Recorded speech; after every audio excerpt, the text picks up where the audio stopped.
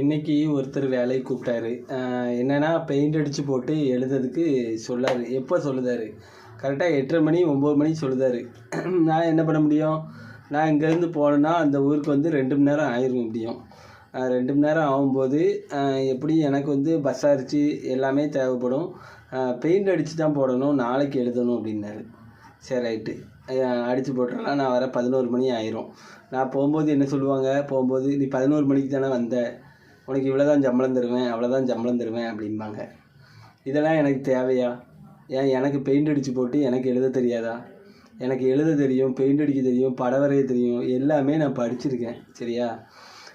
அதாவது உங்களுக்கு வந்து சம்பளம் கொடுக்க முடியாது.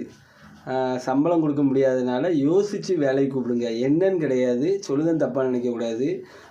அதாவது ஒரு 100 கிலோமீட்டருக்குள்ளே இருந்து 80 கிலோமீட்டர் 70 கிலோமீட்டர்னு வரும்போது சம்பளம் வந்து எதிர்பார்ப்பாங்க. ஏன்னா 1000 ரூபாய்க்கு மேலே தான் எதிர்பார்ப்பாங்களே தவிர வந்து 1000 ரூபாய்க்கு கீழே வந்து யாருமே வரமாட்டாங்க.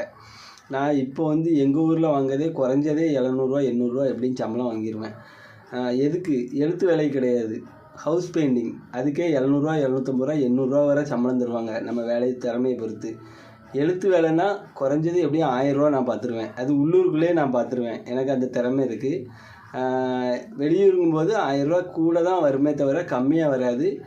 யோசித்து வேலைக்கு கூப்பிடுங்க. என்னன்னு கிடையாது, யாரனாலுமே யோசித்து வேலைக்கு கூப்பிடுங்க.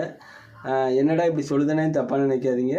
வீடியோ பிடிச்சா லைக் பண்ணுங்கள். நன்றி, வணக்கம்.